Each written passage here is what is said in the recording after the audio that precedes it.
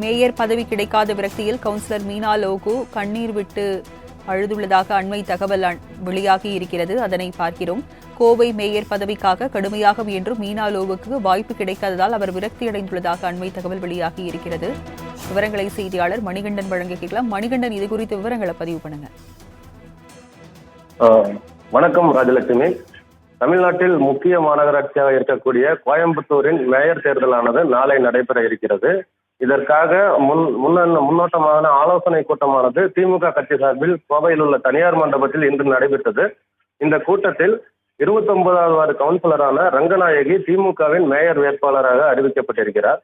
Ranganayaki mayor வேட்பாளராக அறிவிக்கப்பட்டுள்ள நிலையில் மொத்தம் உள்ள 100 வார்டுகளிலும் 97 வார்டுகள் திமுகவை வென்றிருப்பதால் முழுமையாக கோவை மேயர் என்பது ரங்கநாயகி என்பது உறுதியாகிவிட்டது. இந்த நிலையில் கோவை மேயர் பதவி கிடைக்காத விரக்தியில் 46வது வார்டு கவுன்சிலரும் மத்திய மண்டல தலைவருமான மீனா லோகு மிகுந்த விரக்தி அடைந்து அழுதவாறு சென்ற காட்சியானதை நாம் பார்த்து கொண்டிருக்கிறோம்.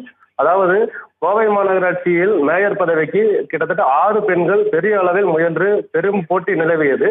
இந்த போட்டியில் திமுக தலைமை நியமிக்கும் என்ற கருத்தும் எதிர்பார்க்கப்பட்டு வந்தது.